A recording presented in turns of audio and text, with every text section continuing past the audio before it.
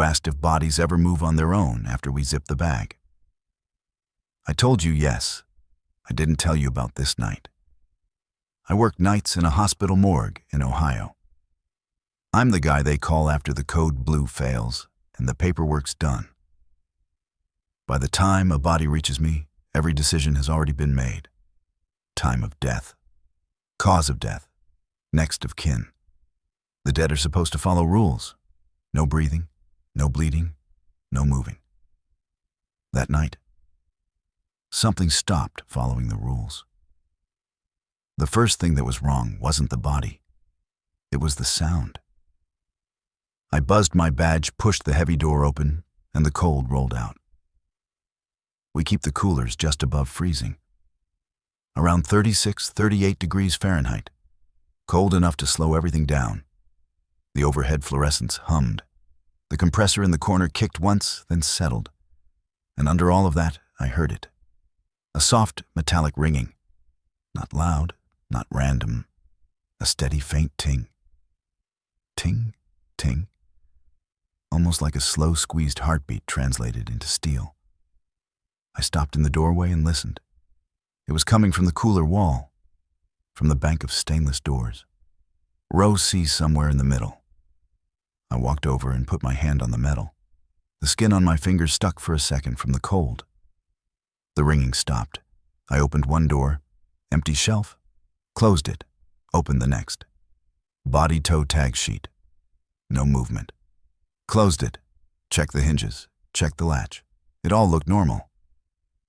I stepped back, turned toward the sink, and reached for the light switch. Ting, ting, ting. It started again behind me. I turned fast. Silence. Just my reflection in a wall of dull steel. Anyone who's worked around the dead knows this part. The little moments when the building feels like it's watching you back. You tell yourself it's nothing, and you keep moving. You have to. I grabbed a fresh pair of nitrile gloves and looked at the white board. New arrival. Male. Mid-50s. Cardiac arrest after respiratory failure. Pronounced upstairs in the ICU after 30 minutes of compressions. Time of death was just after 10:00 p.m. Time into the cooler about 4 hours before my shift. 4 hours at 38 degrees. That matters for what comes later. I pulled open C7. The shelf slid out with a low grind. There he was. White sheet, plastic wristband, toe tag with his last name and medical record number. He looked like every other man who's lost an argument with his own heart. I checked the chart clipped to the side rail. Pronounced by an ER doc and the ICU attending. 2 signatures. No question about the death call. The dead are supposed to be the most reliable thing in this building. You can't argue with no pulse. Before I did anything else, I went to the logbook. We still keep a paper ledger by the door. You write the cooler, the shelf time in, time out, condition of body. I flipped back to the C row. There were notes crowded along the margin next to C7. Noise check seal. The handwriting looked like mine. Same slant, same way of looping the S, but the dates were wrong. They were from shifts I don't remember working. Weeks back. Different cases. I actually laughed under my breath. Guess I'm leaving myself love notes now, I said. It sounded forced, even to me. Sometimes when you work with the dead days blur together, you forget who you zipped and who you just wheeled in. That's what I told myself. At first. Still, I circled C7 in red and added a small question mark. Just so I'd remember to listen. I went back to the shelf. He was just under 6 feet, maybe 200 pounds when he was alive. He'd lost some fluid, so he lay a little flatter than his size. His skin had that waxy look you only see after circulation stops. A touch of blue at the lips. Early liver starting to show along his back and shoulders. The kind of details you notice when you've seen too many. I pulled the sheet back to his chest. His torso was bare. There were ECG pad marks and the bruises you get from good CPR. When I rested my palm on his sternum to roll him slightly, something felt off. He wasn't as cold as he should have been. The cooler air bit my wrist, but under my glove, his chest still held warmth. Not hot, but not the deep fridge chill I was expecting 4 hours in. I told myself the same thing every nurse tells themselves upstairs. Residual heat, ICU lights, warming blankets. He hasn't been down that long. The worst feeling in this job is when a body breaks a rule you thought was absolute. So we find new rules. We write new excuses. I took a breath, shifted him, and started cleaning. There's a rhythm to post-mortem care. Wipe, turn, straighten. Reposition the head so the jaw doesn't lock open. Make sure the eyelids are closed. Retie any lines. Cut away any tape or tubing you don't need. I rinsed dried blood from around his nose. Swabbed the inside of his mouth so it wouldn't leak later. Pulled a clean sheet up to his collarbone, tucked the sides. Checked the toe tag one more time. 45 minutes in, he looked less like a code blue that failed and more like a man who had simply stopped. I slid the shelf back in most of the way and reached for the logbook again. Behind me, one of the cooler doors gave a small, sharp click. I turned. All the doors were closed. The digital thermometer on the wall still read 38. People like us don't get believed when we say a body moved. We barely believe each other. We blame the building, the temperature, the metal. I went back to the page and wrote body prepped C702 14 a.m. When I pushed the shelf all the way in, I heard fabric drag, like the sheet caught on something. I pulled the tray back out to fix it. That's when I saw the arm. His right arm was outside the sheet, not all the way. From the elbow down, it lay against the rail, fingers curled slightly inward. The sheet had been tucked under that arm a few minutes earlier. I was sure of it. For a second, my brain tried to rewind the last step. Maybe I hadn't tucked it right. Maybe I'd left the arm like that without noticing. Maybe this was the kind of stupid mistake you only make at 3 in the morning. The cooler hummed. Somewhere in the wall, metal ticked as it contracted. I told myself he must have slid when I moved the tray. The morgue shelves never glide perfectly. They jolt. Bodies shift. Gravity does the rest. I'm good at talking myself down. You have to be. If you flinch at every noise, you don't last. Still, I couldn't ignore the angle. His shoulder was a few inches closer to the edge than before. His torso had slipped just enough to make it look like he had reached for the light. I stripped off my right glove just for a moment. I touched his wrist with bare fingers. Cool. Cooler than before. Not frozen, not warm. Just wrong in a way I couldn't put into numbers. I tucked the arm back under the sheet, pulled the cotton tight across his chest, pressed down on his sternum once like a reflex. Old habit from the days I worked upstairs on the floor. Rigor mortis usually starts within a couple of hours. Jaw, neck, then the rest. He was still loose. He shouldn't have been warm. He shouldn't have been this easy to move. I shoved the tray into C7 until it clicked home, locked the latch, wrote a quick note in the margin of the logbook. C7 arm slipped. Check rail. It sounded mechanical, safer than what I wanted to write. I stepped back, peeled off my gloves, and hit the light switch by the door. Half the fluorescence went dark. The room fell into that familiar half-shadow every morgue worker knows. Bright over the coolers, dim over everything else. For a second, it was just the compressor and my breathing. Then the sound started again. Ting, ting, ting. Same rhythm, same spot on the wall, same metallic pulse I'd heard when I walked in. Only this time, I knew exactly which door it was coming from. C7. I stood there with my hand on the knob, listening to a dead man tap out a heartbeat in steel. That was the moment I realized something. I could write whatever I wanted in that logbook. I could blame the hinges, the rails, the building. But if a body doesn't follow the rules, you're the one who has to decide what counts as dead enough. Not everything that stops breathing stays still. You remember how I ended last time. Me in the dark listening to C7 tap like it had a heartbeat. This part starts maybe 40 minutes after that.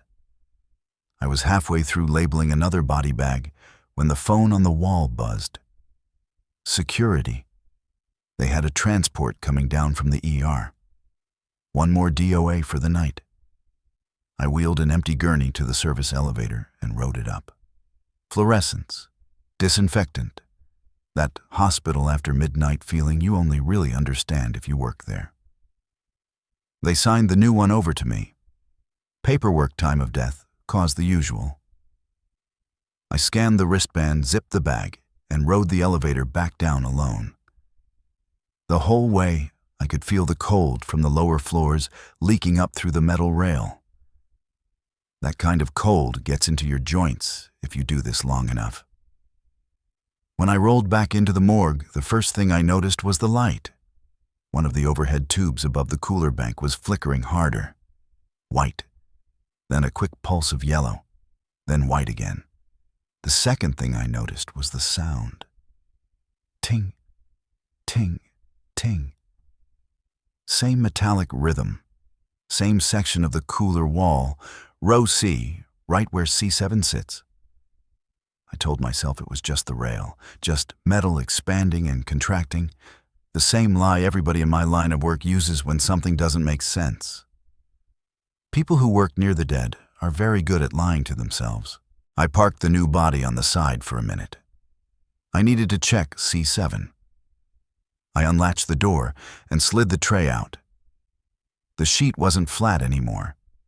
His upper back was off the metal by a few inches, like he'd been trying to sit up and froze halfway. His head was tilted toward the cooler opening. Not all the way.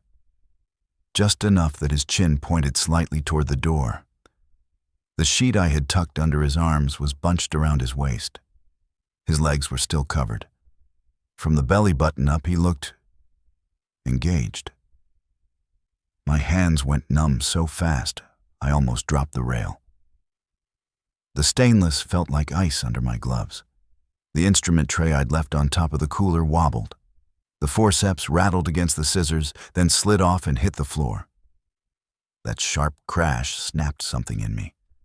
I jumped and stumbled back until my shoulders hit the opposite counter. My heart was pounding loud enough to drown out the compressor. For 2-3 seconds, I just stared at him, my brain trying to redraw the last hour in a different order, as if there was some version where I had left him exactly like this and just forgotten. There wasn't. If I run, I remember thinking day shift will hear about it before breakfast. And in this job, once you're the guy who got scared of a body, you never live it down. So I made myself walk back to the tray. When you expect rigor, you brace for resistance. Joints that don't want to bend. Muscles locked in whatever position they died in. I put my palm in the center of his chest again and pressed. Instead of stiffness, I felt give. A slow, rubbery pushback. Like a heavy person trying to stand up from a soft couch, every hair on my arm stood up under the sleeve. I grabbed the handheld probe thermometer from its hook, same one we use when we have to document cooler temps for inspections. Thumbed it on. The display glowed pale green. I pointed it at the corner of the cooler interior first, 38 degrees Fahrenheit, exactly where it should be. Then I pressed the metal tip against the skin just below his collarbone. It beeped. 82. I pulled it back and checked the screen again. 82 degrees. In a man who'd been dead for 4 hours and lying in 38-degree air. That's the kind of number that feels like a slap when you've done this long enough. I checked my own wrist. 98. Checked the thigh of a body in C6 that had been there since yesterday. 40. The probe was fine. I went back to his chest. 82, stable. Something had decided the rules didn't apply to this one. I hit the call button on the wall phone. Yeah, the night nurse on step down answered. Can you swing by the morgue a sec, I said. I heard my own voice and didn't like how tight it sounded. Somebody coding, she asked. Already coded, I said. I need another set of hands. It took her a couple minutes. Those minutes felt longer than most people's workday. When she walked in, she rubbed her arms against the cold. Smells like bleach in here, she said. Smells like money, I answered out of habit. Dark humor goes a long way down here. I pulled the tray with C7 all the way out, pulled the sheet back to mid-chest. Touch his sternum, I said. She gave me a look but put her palm flat on his chest. You could see the exact second her brain registered the temperature. Her fingers flinched. She pulled back an inch, then forced herself to lay the hand down again. That's warm, she said. She glanced at the wall clock. What time did they bring him down? 10 o'clock, I said. It's almost 2. She frowned and leaned over the chest, checking the color. No chest rise, no effort, no carotid pulse. Maybe he was febrile, she said. High fever before he coded. Probe says 82, I told her. She took the infrared thermometer from my hand and checked the cooler interior herself, 38. She checked the other body in C6, 41. Went back to C7's chest, 82 again. Maybe the seal on this door is crap, she said finally. Warmer air leaking in. That or your cooler's possessed and I'm off the clock in 20 minutes. She tried to laugh at her own joke, but it came out flat. On her way out, she paused and glanced back at C7 just once over her shoulder. Get maintenance to look at this unit, she added, and go home on time for once. You've been down here too long. When people like us see something that violates basic biology, we reach for the closest normal explanation. We have to. Otherwise, you don't make it through a week. I didn't call maintenance. I went to the security office. The camera feeds for the basement levels are old grainy. No audio. Just timestamps and the greenish glow of cheap lenses. Need to see footage for the cooler room, I told the guard. Row C passed couple hours. He didn't ask why. He's seen enough weird requests from my department to know better. We scrolled back to the point where I first brought C7 in. There I was on the screen, pushing the gurney in, transferring the body, doing the wash, tucking the sheet, then the part where I slid him in and went to the logbook. To anyone else, it looked boring. Just another post-mortem routine. Keep watching, I said. At the moment, I turned away from the cooler and walked toward the desk. The tray in C7 jolted a few inches forward, like someone inside had shoved with both feet. You couldn't see me react because my back was to the camera, but you could see the sheet shift. We scrubbed ahead. A little jump cut. Me back at the cooler adjusting something, sliding him in again. Then we let it run. The coolers sat still. I moved around the room, in and out of frame. Whenever I was in front of C7, nothing happened. The first time I left the room, just 10 seconds to grab labels from the supply closet, the movement was small, a half-inch slide. A ripple in the sheet. Probably the rail, the guard muttered. Just watch, I said. We put it on 1/8 speed. No sound, just frames ticking by. Every time I stepped out of the camera's field, the body changed position. Sheet slipping, trunk shifting a little further up, neck at a steeper angle. The worst part wasn't the movement itself.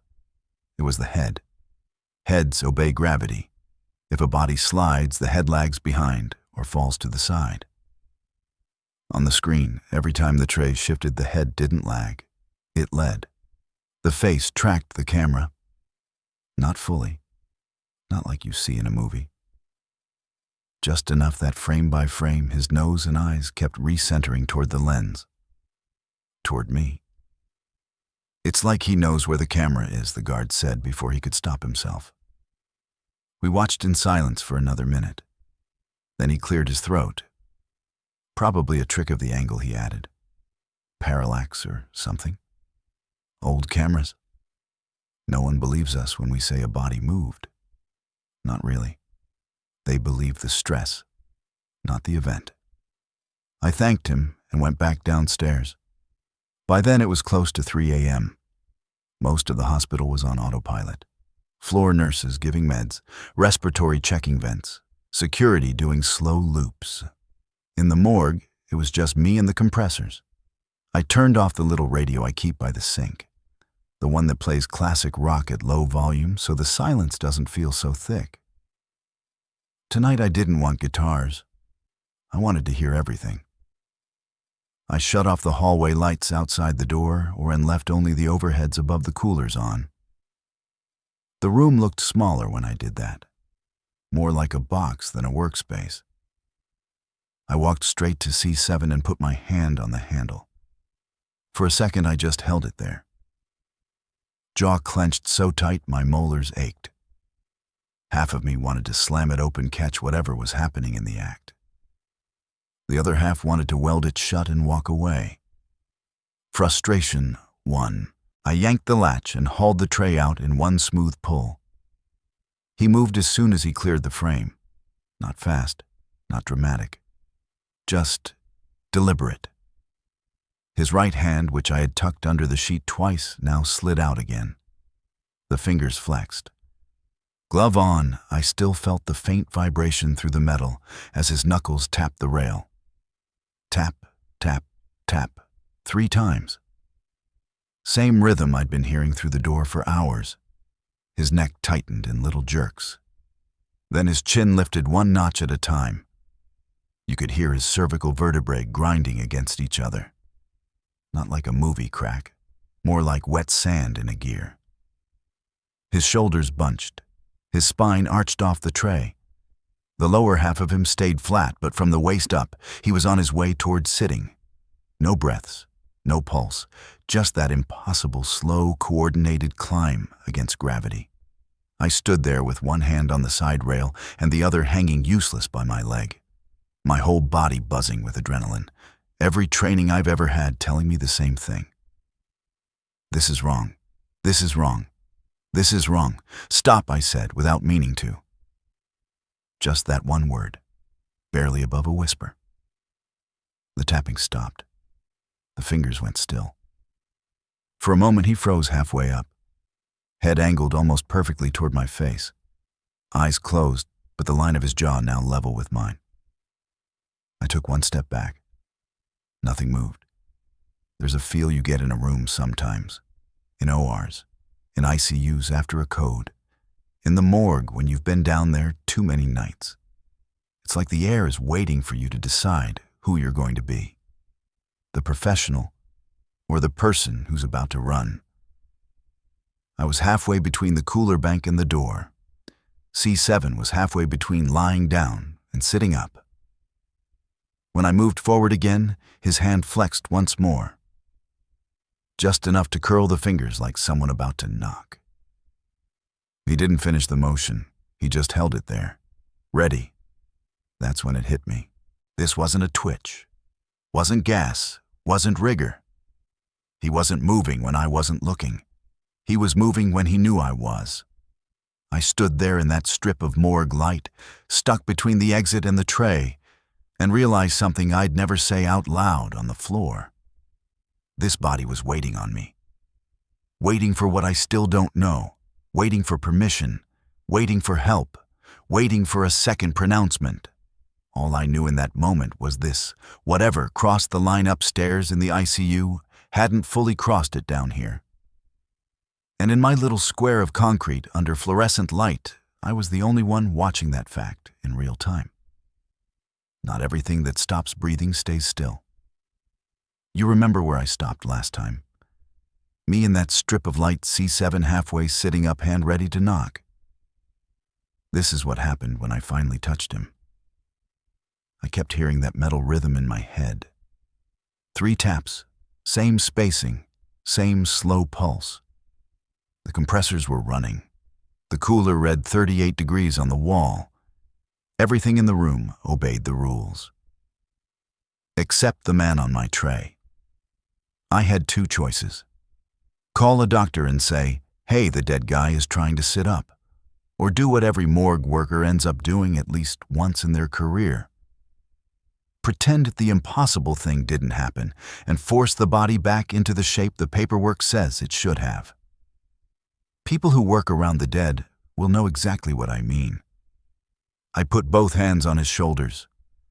Under my gloves, his skin felt wrong, not warm, not cold. A dense, packed kind of temperature that didn't match the air. For a second, my fingers just rested there. Breath caught in my throat. Jaw locked. Then I pushed. His shoulder joint gave first. There was a grinding pop from deep inside the socket. His spine followed in small jerks, each vertebra arguing with the next one. It was not the smooth, passive flex you get when you lay someone out. It fought me. Softly, like something that couldn't decide if it wanted to stand up or lie down. As I forced his back down toward the metal, his mouth opened. No breath had come out of him for hours. There was no air left in his lungs to move. Something still moved.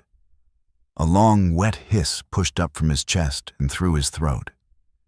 It caught on the vocal cords, turned into a broken syllable. It sounded close to a word. It sounded close to wait. My heart dropped into my stomach. I froze with my hands on his shoulders and stared at his face. Or you're just hearing what you're afraid of, I told myself. The brain is good at turning noise into meaning when it's scared enough.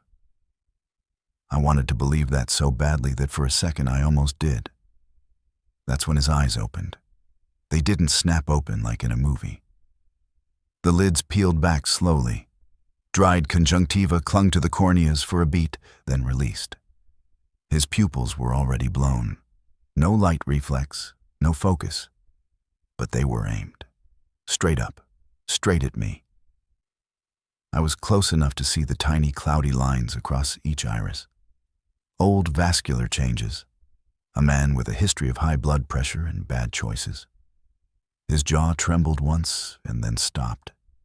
The muscles in his neck slackened. The last of that dense resistance in his shoulders gave way under my palms. He sank back into the tray an inch at a time. The ligaments in his spine popped as they loosened. His chest flattened. I kept pressing long after I felt him quit. When I finally let go, my hands were shaking. This is the part that still makes my skin crawl. I pulled the sheet back up over his face and chest. Smoothed it with my forearm, tucked the sides. I locked the tray into C7 and slid the door closed. The latch clicked like it always does. I turned toward the logbook at the desk. Took 3 steps, then I glanced back. There was a mark on the sheet. A dark, wet trail ran from where his sternum would be all the way to the edge of the tray. 5 parallel lines each about the width of a finger. Not blood. Not the kind of pooled fluid you get from bad embalming. Just a damp, glossy drag mark that hadn't been there a minute earlier. With his time of death, with his cooling time, with the way his veins and tissues should have shut down, he should not have been capable of producing anything new. Every written rule I knew said that stain was impossible. The compressor cut out. The sudden silence slammed into my eardrums. No hum, no fan, no ringing metal. Just the sound of my pulse in my neck and the tiny buzz of the fluorescent ballast over my head. I stood in that dead quiet and waited for something else to move. Nothing did. Then the compressor kicked back on. Cool air blew. The room went back to sounding like a morgue. There's a small desk by the door in our cooler room. Old wood. 2 drawers. Logbook on top. Pen taped to a chain. I sat down. Opened the book to the page for that night. The lines blurred for a second. My hand hovered over the paper. What do you write when what you saw doesn't fit the boxes you're given? Body moved, made noise, looked at me. That's the truth. That's also how you end up in a psych eval. If I wrote nothing, I was the only record. If I wrote what actually happened, I was the problem. In the end, I did what a lot of us do in this field when biology violates itself. I split the difference. Minor post-mortem movement observed likely spasm. Check cooler C7 temp. I wrote it neat in block letters, signed my initials. I saved my job and threw the body under the bus in the same sentence. That was the moment I became the person who had pushed something responsive back into the category of object. I closed the book. The pen chain rattled once against the desk. On my way out that morning, I couldn't bring myself to touch the handle of my own freezer at home. I let my wife get the ice. I tried to shake it off. I took a couple of extra shifts on days just to be upstairs with the living noise. Monitors, call bells, cafeteria carts, things that made sense. But nights have a way of catching up with you in hospitals. By the end of the week, I had put in for a permanent move off the morgue. By the end of the month, I had put in my resignation. The night after my last shift downstairs, my phone buzzed at 2:11 a.m. A text from the same night nurse who had come down to feel C7's chest. "You leave something in C7, she wrote. I stared at the screen for a second. "No," I typed back. "Unit's empty. I cleared it." There was a pause. Those 3 dots that mean someone is typing came and went twice. Then been hearing knocking from that door all night. 3 taps, over and over. Thought maybe maintenance. I didn't answer that one. I just set the phone face down on the nightstand and stared at the ceiling until sunrise.